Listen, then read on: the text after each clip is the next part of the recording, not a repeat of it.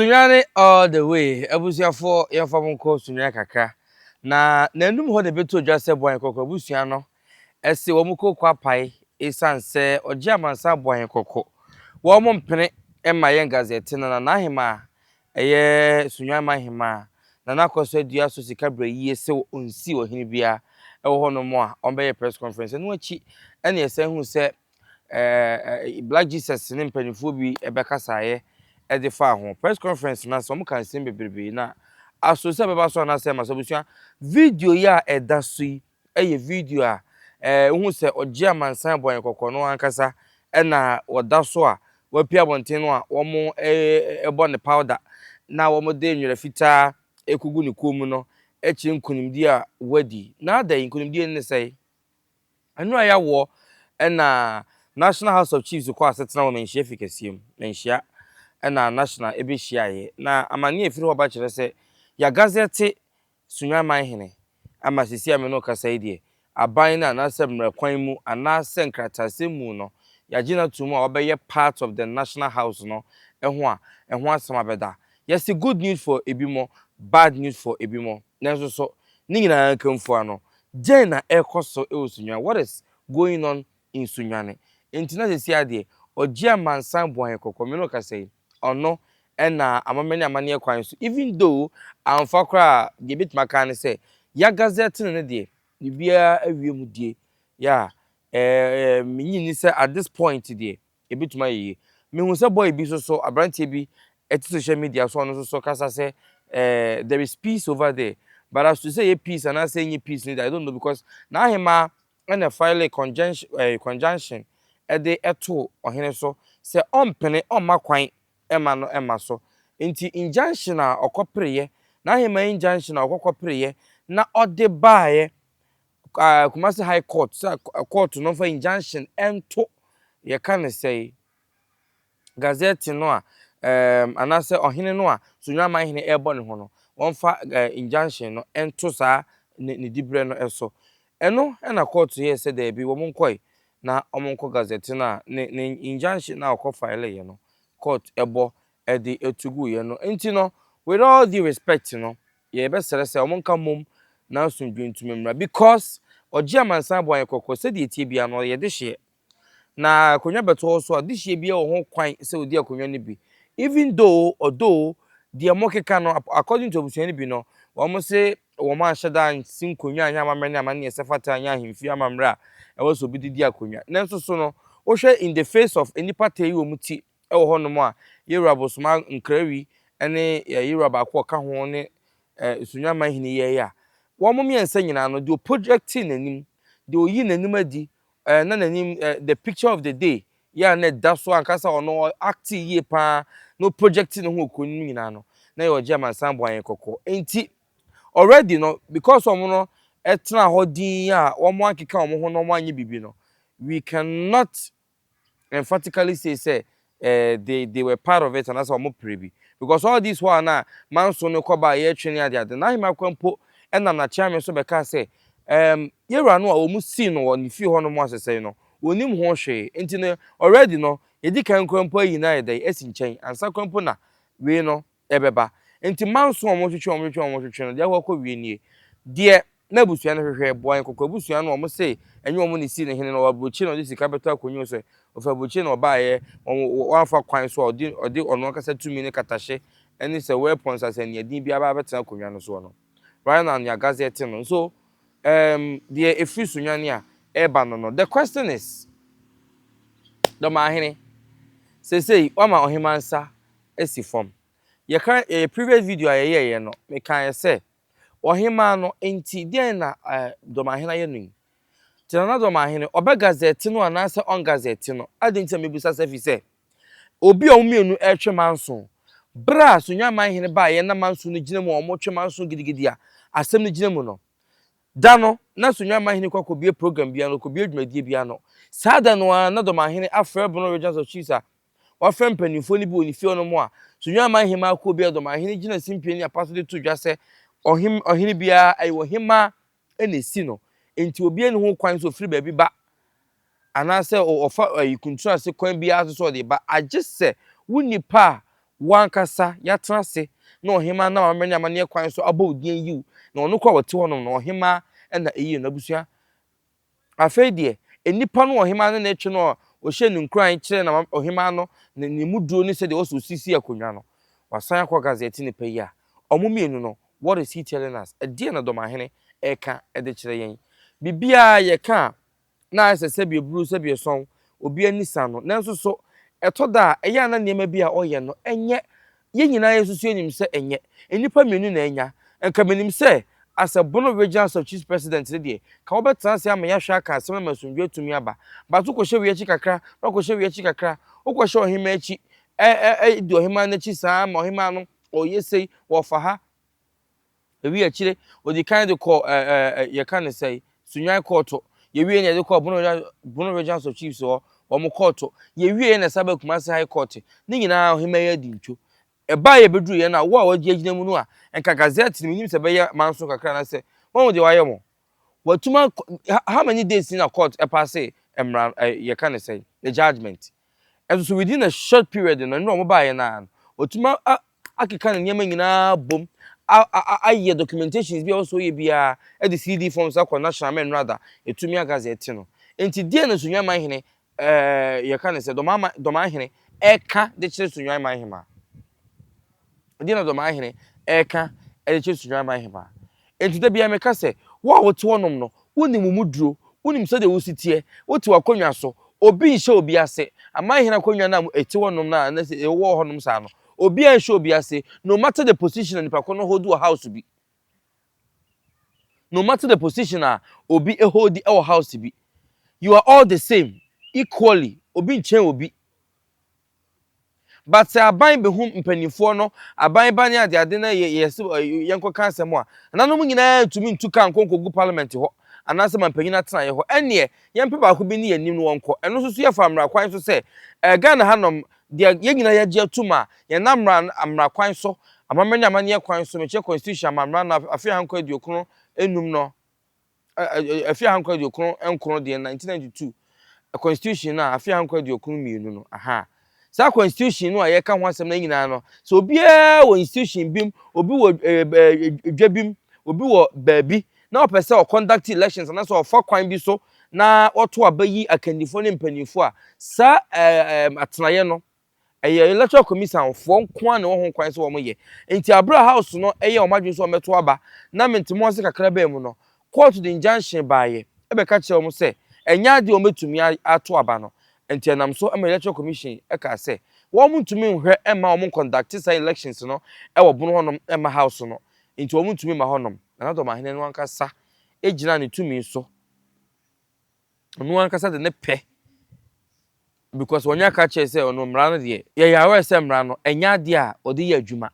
mra no ono de ono no fa mra no nya adwuma enti no nya wanwa e na obu mra no so abra ye di injunction ato so say man ma so no ono ahwe conduct ye e na osi de ho hene na obobo mo maka no other executives no de mema no ho but where are we going as a country as a city high court judge omampanyina be pagya mu so people were asking say na pagya ni mu no die ne ye hwe ye di pagya ni mu is it because na abanya bent na also rush ni pagya ni di bremu what are some of the features that you share ni ma be ni hwe obi mu a e di pagya ni di bremu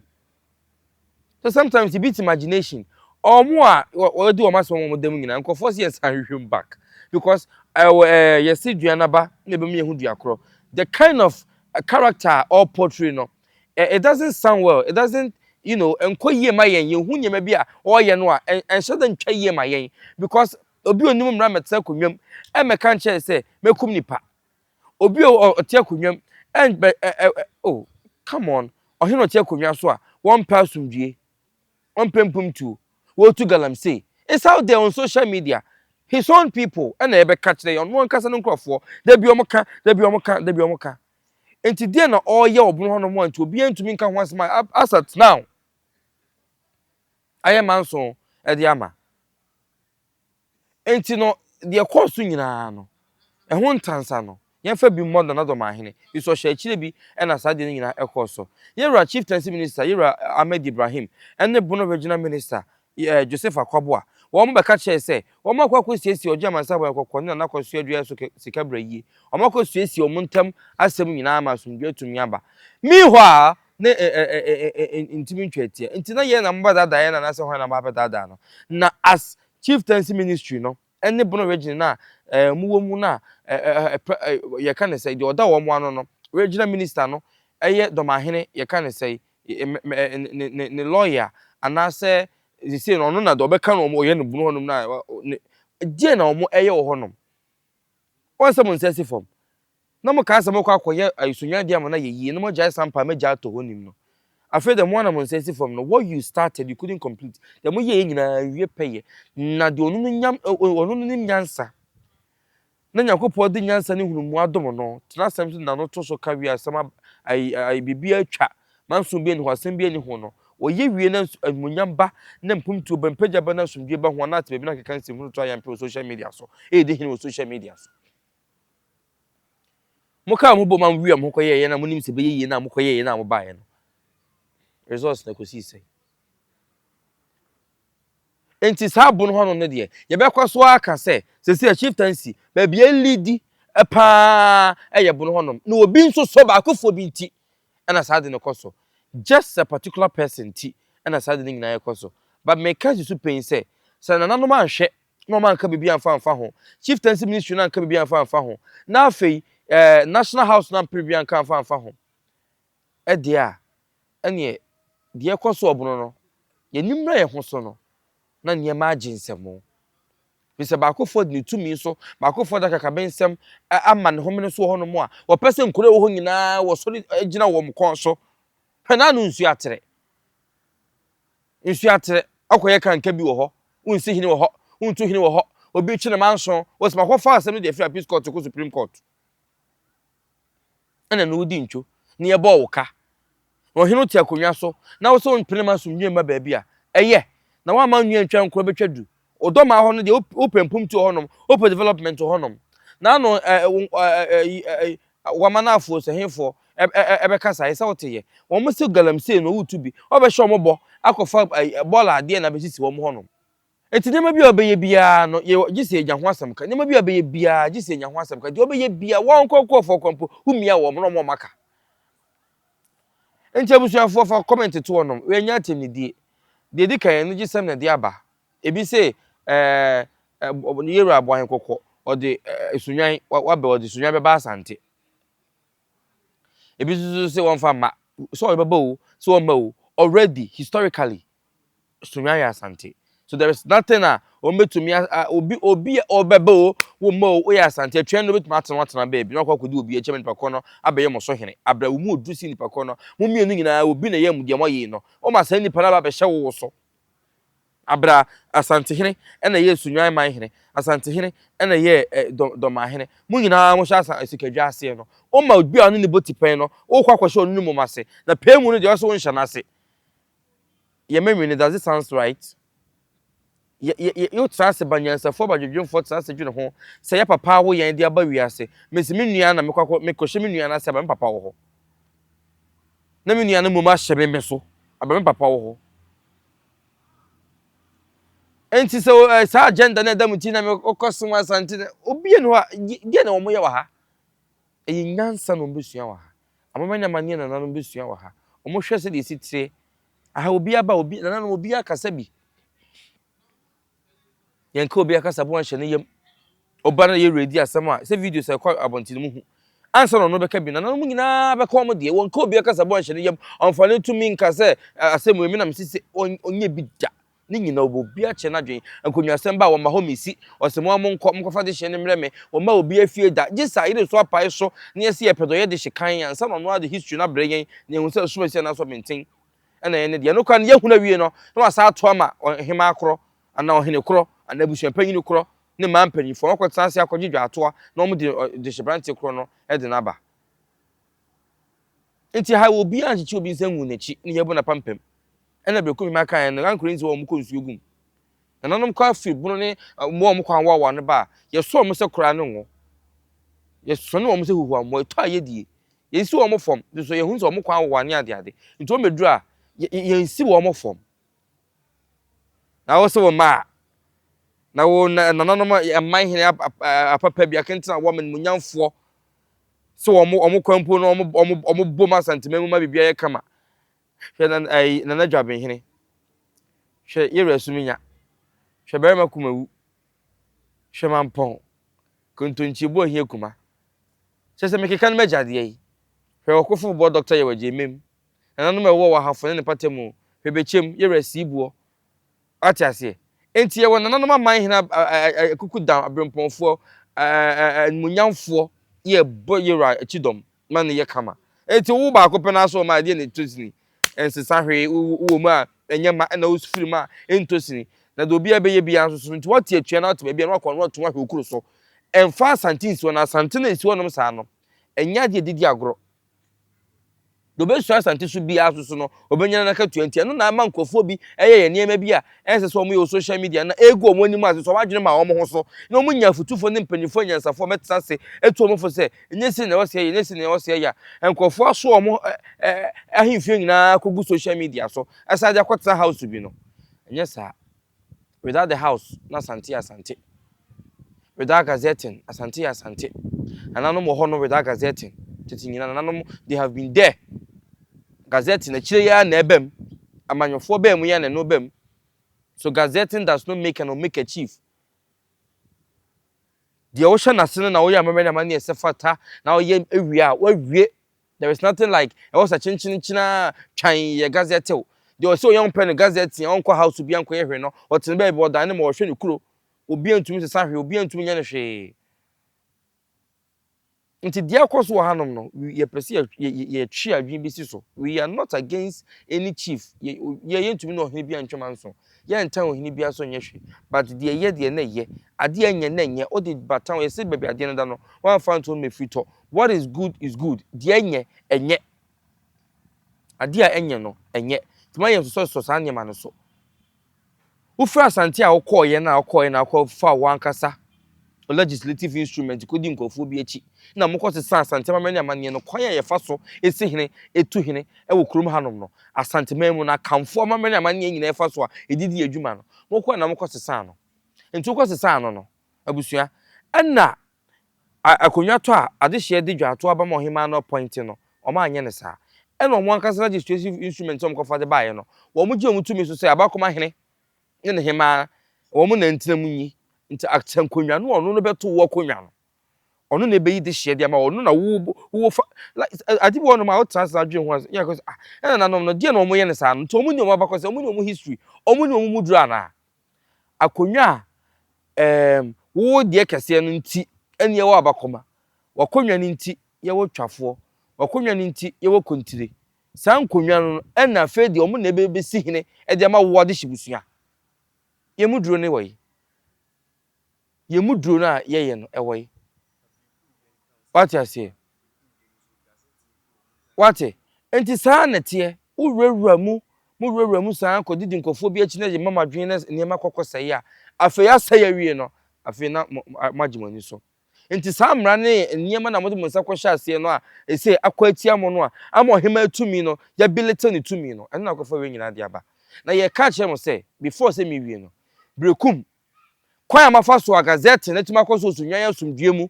na yetumi agazette oje masabo ekokọ within this short time wa court ma kwan no munye ne sa pepepe yempese ye betin semhunu dede ne mfeni mo asem bia obrukum gazette ho gazetting yempese ye ene ka radio ye say ye kan say so tru minu men han Modika de sampa de aye ye nyanka ho asem krampo enwie ye de no ato nom na brekum beto so de a ene mbo hu sa asante no a na munim no mbe sa ata sa asante nka because some of us we will not sit there na ba ko form no na homa so ne selfish interest bi ne kingdom bi a wo penti no on fa mete on ma se obi ene ma na bia ma mere entin ye hwe ni mu se yewura brekum an hene o therefore chedi abo asante otoso mienu the Gazette na baba so na abaso asumdwem abaso as early as possible na mo prepare CD form senior command national for Gazette with the musiano Billy Black na gina fidi na chichi mafruma e de ma me din de atesem ne kwaku e ma mo ene hwa enya ado makram